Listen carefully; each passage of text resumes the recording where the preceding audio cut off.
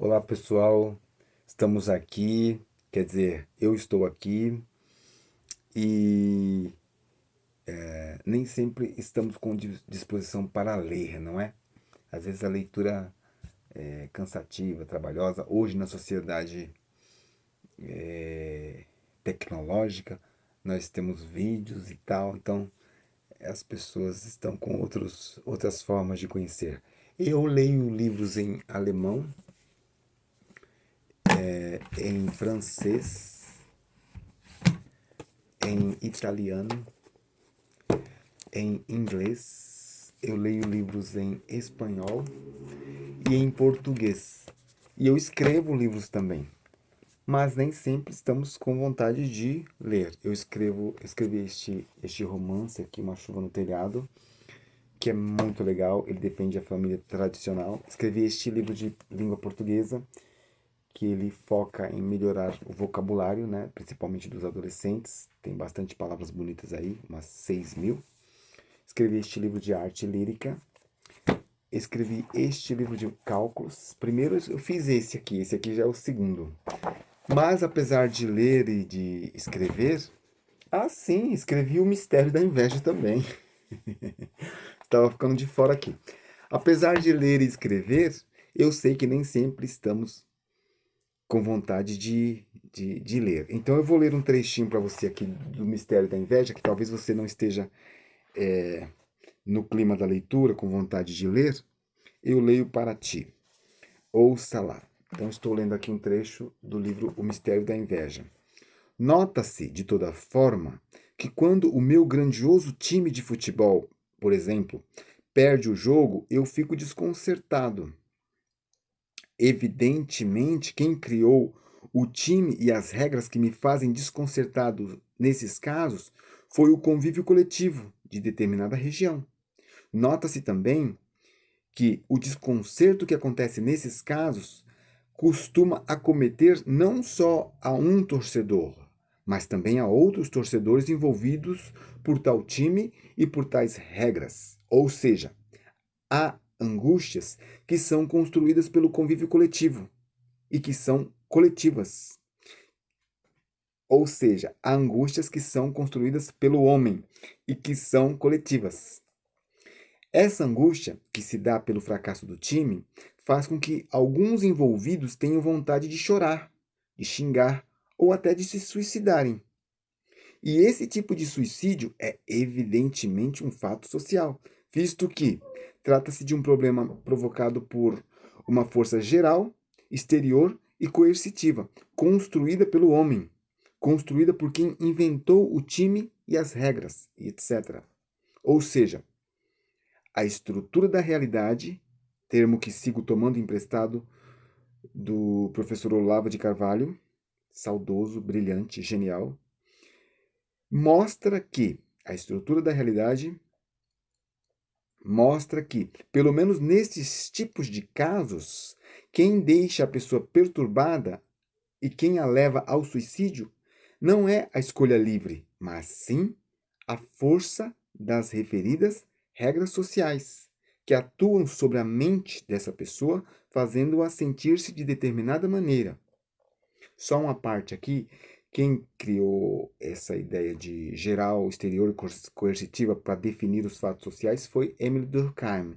Quem descobriu que o suicídio é um fato social é o pensador francês Émile Durkheim. Porque eu citei o Olavo de Carvalho aqui e estou falando da minha teoria também, que é a inveja, então o ouvinte pode misturar tudo e ficar perdido aí. Não.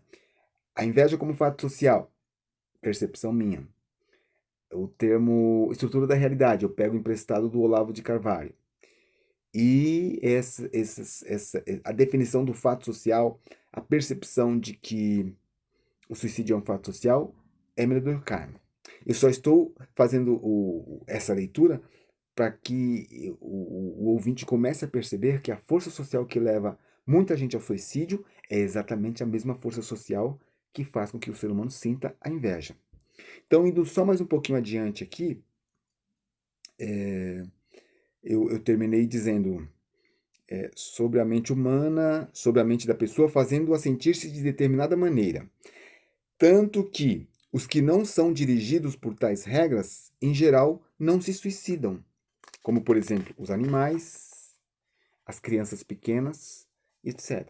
Aliás, as pessoas que não estão sequer sabendo da existência do meu time não são envolvidas pela mesma estranheza que me dilacera quando o meu time perde. Fica claro, portanto, que há abalos e desconcertos que são, de fato, criados por costumes e por forças sociais.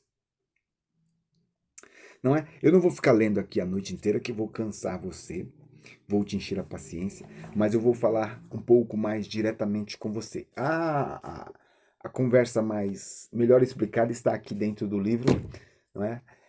Mas acontece assim, vamos supor que o João ganha na loto. Pum!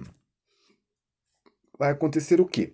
Ou ele vai, em boa parte dos casos, certo? No geral, gastar todo o dinheiro e voltar a viver na miséria, que é um tipo de suicídio. A pessoa matou sua alegria, matou sua fortuna, matou sua felicidade da sua prole, né? E voltou a viver na miséria. Ou ele pode, de fato, se suicidar mesmo. Ele pode ficar desconcertado com aquela saída de classe social, com aquela mudança, com aquele abalo que aconteceu nele.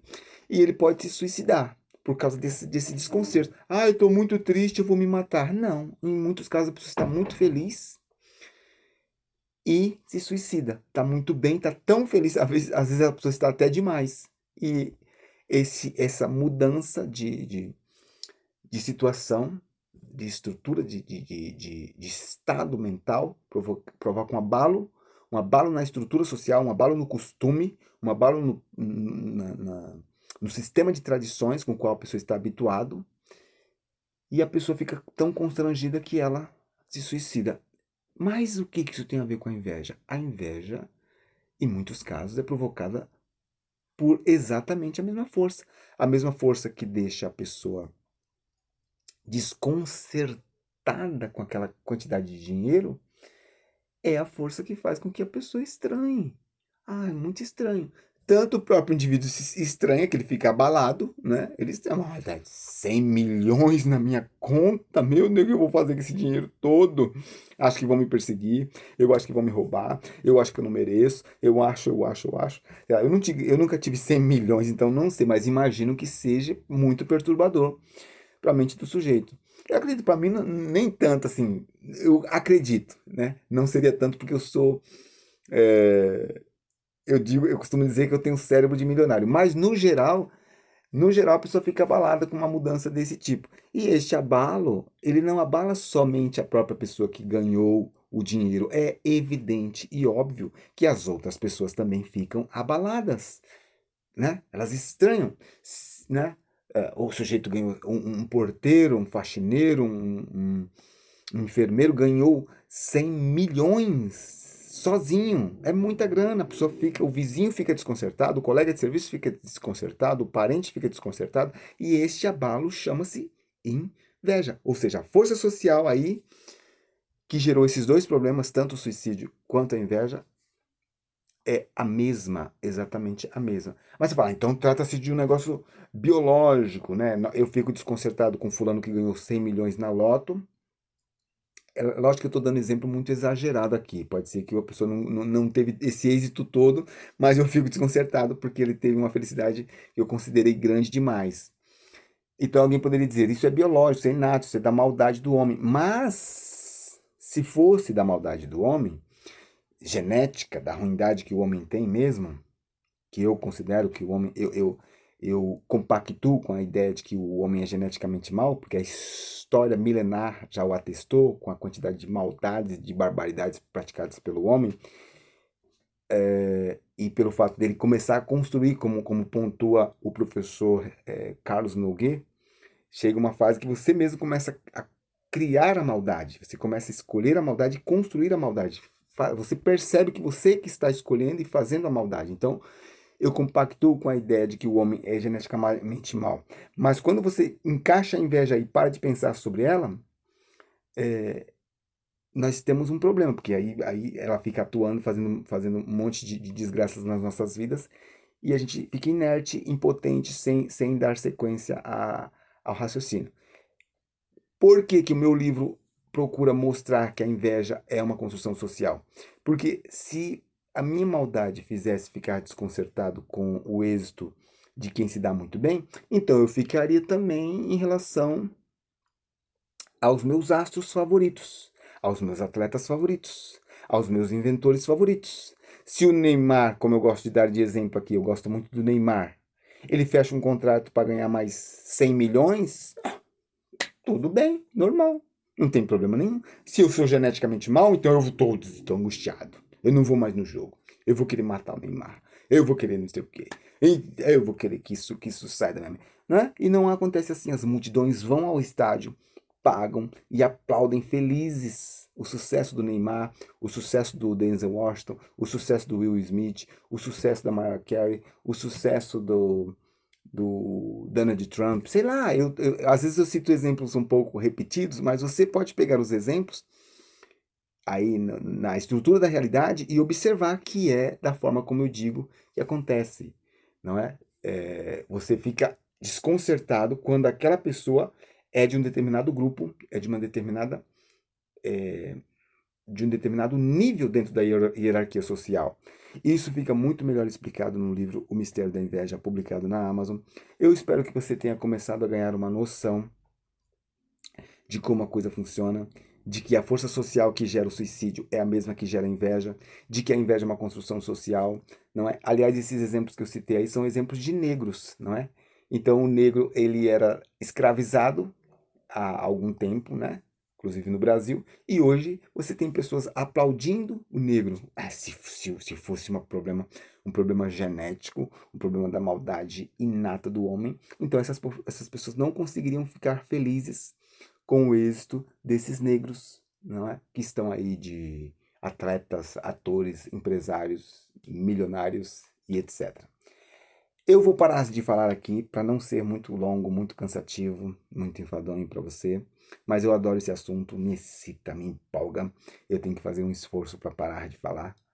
É, Espero que você tenha gostado desse pequeno bate-papo e desejo tudo de melhor da vida para você. Um forte abraço e até um próximo vídeo.